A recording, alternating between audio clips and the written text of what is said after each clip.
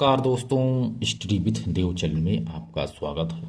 दोस्तों, भौतिक विज्ञान में हमने पिछली वीडियो में कुछ गुरुत्वाकर्षण के बारे में देख रहे थे। पहला वीडियो था, ये दूसरा वीडियो ही है। यदि पहला ना देखे हो तो उसको पहले आप देख लीजिए। पलायन वेग किसे कहते हैं?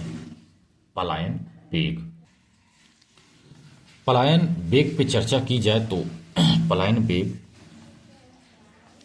यदि कोई वस्तु कितने वेग से की जाए कि वह गुरुत्वाकर्षण शक्ति का अतिक्रमण कर दे, पुनः पृथ्वी पर लौट कर न आए तो उसे ही वेग को पलायन वेग कहेंगे।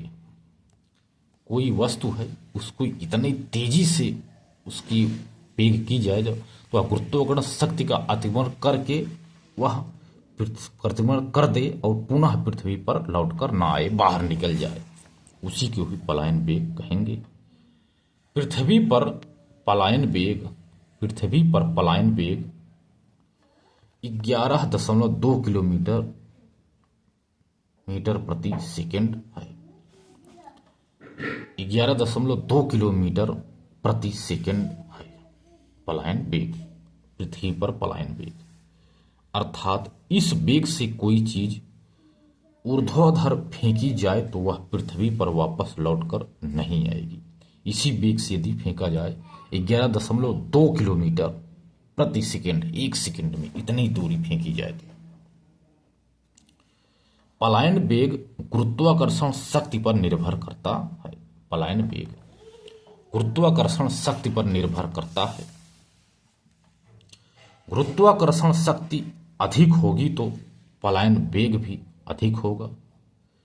इसी पलायन वेग से गुरुत्वाकर्षण शक्ति पर किसी ग्रह या उपग्रह पर वायुमंडल का होना या ना होना भी निर्भर करता है। इसी पलायन वेग से जैसे चंद्रमा और बुध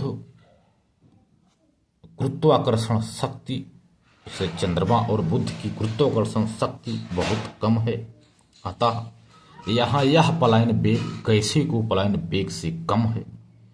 यही कारण है कि चंद्रमा और बुध पर गैसें टिकती ही नहीं है, इसलिए वायुमंडल नहीं पाया जाता। समझ गए दोस्तों, चंद्रमा और बुध का गुरुत्वाकर्षण शक्ति बहुत कम है, अतः यहाँ का पलायन वेग गैसों के पलायन वेग से कम है। यही कारण है कि चंद्रमा और बुध पर गैसें टिकती ही नहीं है, इसलिए वायुमंडल यहाँ नहीं पाया जाता। बृहस्पति की गुरुत्वाकर्षण शक्ति बहुत अधिक है, इसलिए यहाँ का पलायन वेग गैसों के पलायन वेग से बहुत अधिक है। यही कारण है कि बृहस्पति पर सबसे सघन वायुमंडल पाया जाता है। अब देखते हैं दोस्तों गति, मोशन। न्यूटन का गति संबंधी नियम 3 प्रकार का है। प्रथम नियम और द्वितीय नियम को जड़त्व का नियम कहते हैं और तृतीय नियम को क्रिया प्रतिक्रिया का नियम कहते हैं। प्रथम नियम यानी इसे जड़त्व का नियम भी कहते हैं। इस नियम के अनुसार वस्तु जिस अवस्था में है वह उसी अवस्था में है। इसी नियम के अनुसार वस्तु जिस अवस्था में है वह उसी अवस्था में तब तक पड़ी रहेगी जब तक बाह्य बल लगाकर अवस्था परिवर्तन ना कर दिया जाए। उदाहरण है, बस के एकाएक चल देने से उसमें से बैठे यात्री पीछे की ओर झुक जाते हैं, क्योंकि सीट से लगा हुआ हमारे शरीर का निचला हिस्सा बस से चलने के साथ गतिमान हो जाता है। अचानक ये भी चलने लगता है, पिछला हिस्सा उसी के अनुसार चलता है। लेकिन ऊपरी हिस्सा के स्थिर या जड़त्व में रहना चाहता है, कि ऊपरी हिस्सा स्थिर या जड़त्व रहना चाहता है।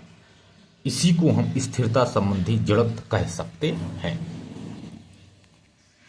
यदि हम स्थिरता संबंधी जड़त्व कह सकते हैं, यदि बस चालक एकाएक ब्रेक लगा दे तो बैठे यात्री आगे की ओर झुक जाते हैं, क्योंकि सीट से लगा हुआ निचला हिस्सा तो ब्रेक लगते हुए स्थिर हो जाता है, लेकिन ऊपरी हिस्सा गति में ही बना रहता है। इसी को गति संबंधी जड़त्व का नियम कहते हैं।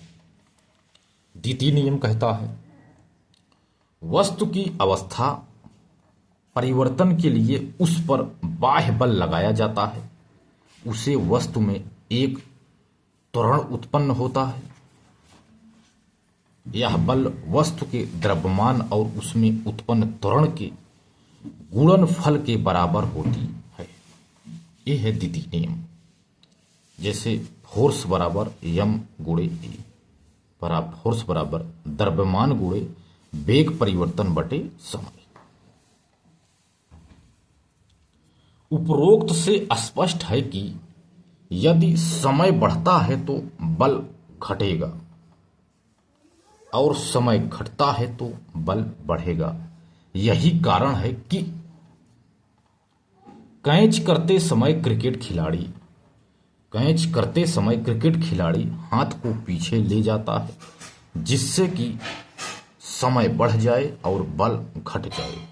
ऐसे में गेंद हाथ को चोट नहीं लगती, गेंद से हाथ में चोट नहीं लगती। पहलवान ईंट तोड़ने के लिए उस पर तेजी से मुक्का मारता है, इससे समय घट जाता है और जो बल है, समय है, वह बढ़ जाता है, अतः ईंट आसानी से टूट जाती है।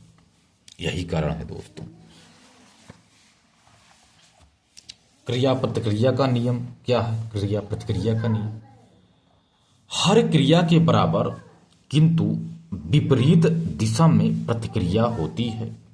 हर क्रिया के बराबर किंतु विपरीत दिशा में प्रतिक्रिया होती है। जैसे नाविक, कोई नाविक है, नाव चलाने वाला नाविक होता है, वह अपनी नाव से यानी पतवार से, जो पतवार है नाव को जिससे वह चलाता है, चप्पू जिसे कहते हैं चापू, पतवार से पानी पीछे ढकेलता है, पानी नाव को आगे धक्का देता है और नाव चलने लगती है।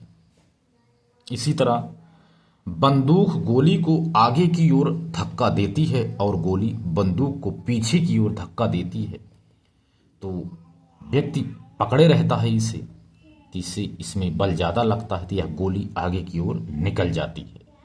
यह भी क्रिया प्रतिक्रिया के नियम पर भी आधारित है। चाहे नाविक नाव चला रहा हो, चाहे कोई बंदूक चला रहा हो, गोली मार रहा हो, यह क्रिया प्रतिक्रिया के नियम पर आधारित है दोस्तों। इसके बाद देखेंगे दोस्तों अगली वीडियो से संवेग। तो दोस्तों मिलते हैं और बेहतरीन क्लास में, तब तक के लिए धन्यवाद।